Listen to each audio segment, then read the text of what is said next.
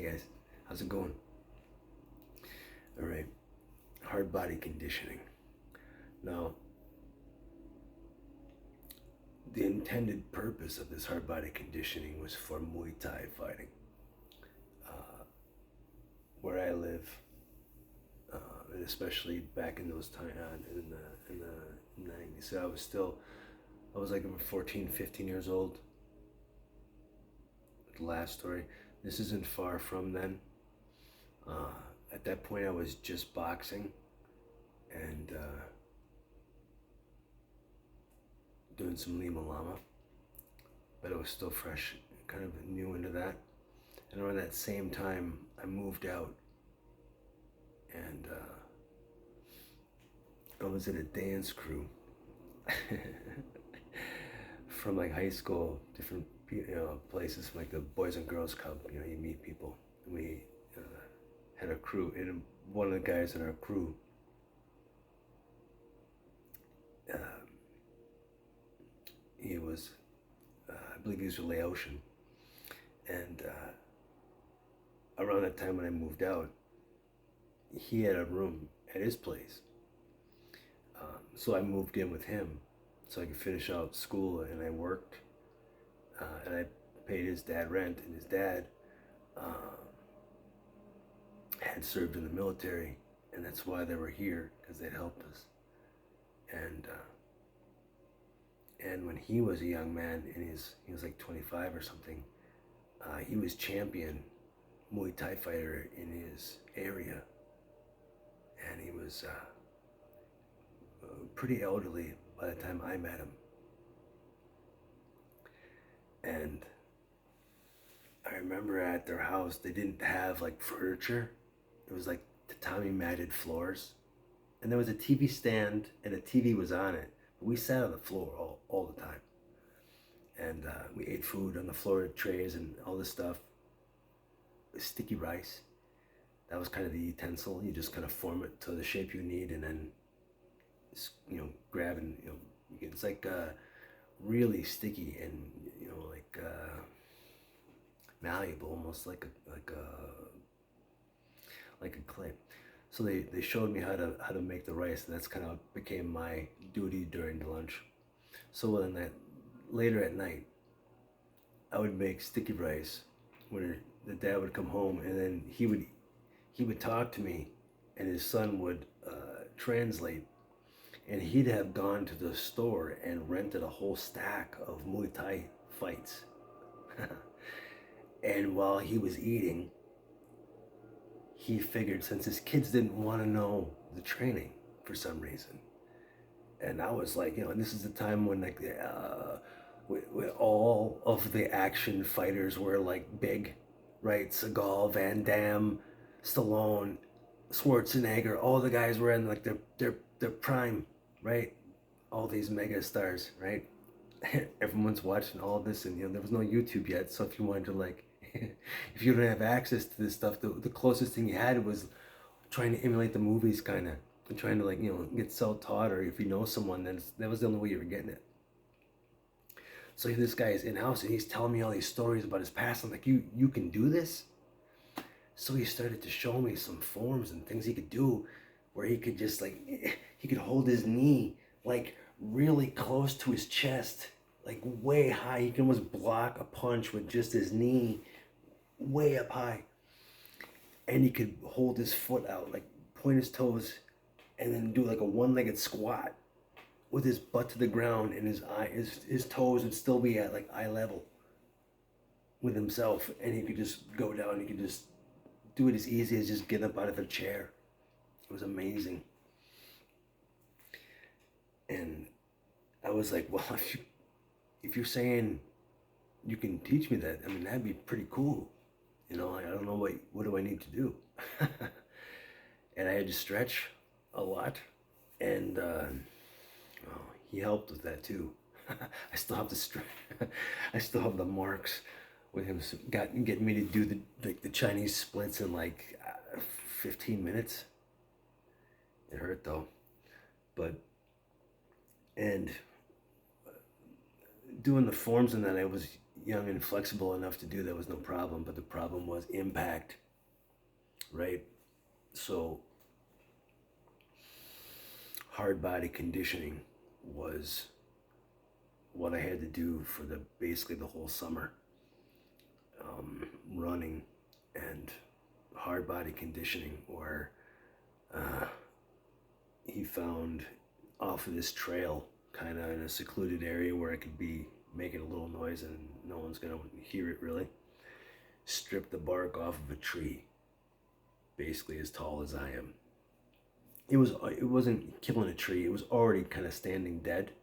You could like kind of push it a little bit, but it had bark on it, so it wasn't gonna kill the tree. It was already dead anyway.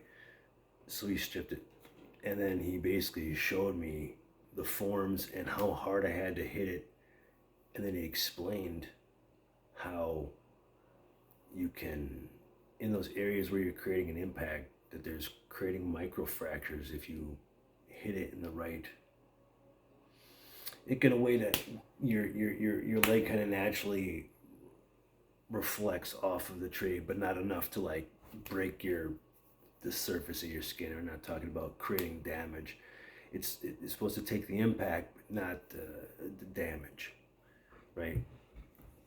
And it does hurt, but it kind of deadens the nerves after a while to where you can really start to, well, once, it takes about 79 days for it to like feel real strong again, where it's like, okay, feeling like fracturing. But you can go like the whole length of an area. You don't want to go too far into connective tissues, but the knife edge, right, of each side, right, could be your knuckles, your knees, your entire shin length, and yeah, and yeah, I can show you. Well, I mean, I don't want to show the legs right now, but yeah. But the problem is now, even all this time later, I could be walking, just whack my shin into something to where it'll split open. And I won't even feel it, right? Because it's like a baseball bat, right?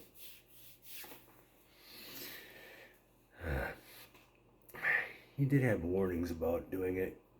I noticed too that's when I did it, I was a kid, like 15 or whatever. I was as skinny as I was. It was that skinny all the way up. You know what I mean? So when I got older and thickened out, the areas where I did the conditioning didn't thicken, right? So they stayed small. But it's like iron, right?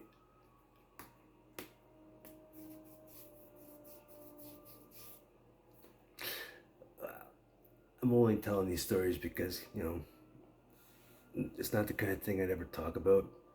I'd save it all just for someone that, why you train it, you use it when you need it, right?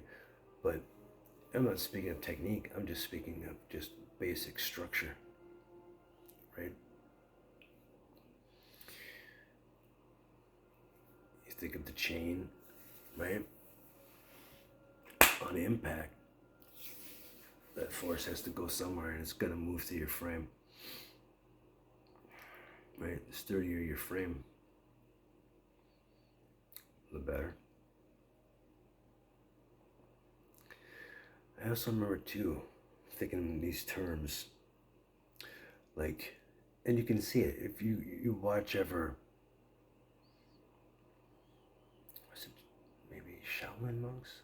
I'm not sure, something like those warrior monks, right? Where like they're out on, there's like a cement, not cement, sorry, like a stone like cliff, and they're out there doing the forms, and then they'll like be like slapping, doing a technique, but at the end of the expression, they'll be, it'll look like they're maybe do a flip and they'll whap on the ground, and you think, how does that not hurt, right? but you know, it may be like a really super old guy. You're like, how is he so limber yet? How is he not all, you know, when he gets up, it's not, you know what I mean? And I think it's a similar thing, like hard body conditioning, but not for the bones part of the frame, but connective tissues part of the frame that absorb these impacts. And something about that impact going through those connective tissues does something to the fluid in them. And I think that's what helps them stay younger. So that's why they'll be like whapping their hand on sandbags, because it's affecting all those connective tissues. You ever seen a hand without the skin on it? Look at a medical book and look at all those different layers and all those different tissues and all that different activities and fluids, right? And you know, so if you got an impact and concussion, pushing and moving and flowing, you know, I think it's got, I don't think they're trying to cause harm, right? But that stimulus is causing growth that is beneficial, right? Yeah. So while it seems like, well, you know, why? I mean, something that, you know, can go nuts in all directions, you know, can go to extremes. But I'm just speaking in general terms.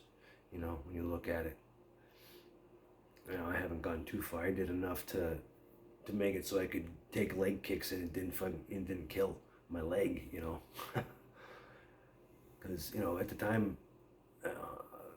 He was talking about taking me to Thailand and actually going to fight. And I'm thinking, you know, one of those kicks that I would see on those tapes, if I took one, it probably could break both of my legs. With, you know what I mean? It's some serious, serious stuff. And so I had great respect for it and for him showing it to me. But I think I had, you know, other plans after high school, and so I didn't continue that route. But I continued to remember the teachings and what those things were to do, you know. Yeah, I'm forever grateful for that. Yeah, Ipaw, I called him. I think it means dad, I think. But yeah, he was a good guy. I don't know what happened to him after I moved out. I went overseas for a little while and then out of state. So I never really kind of reconnected with them,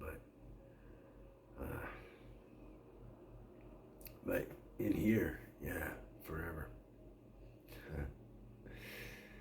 Yeah, I probably got a couple more of these stories here like this, a little different, but still interesting, I think, because yeah, I love it.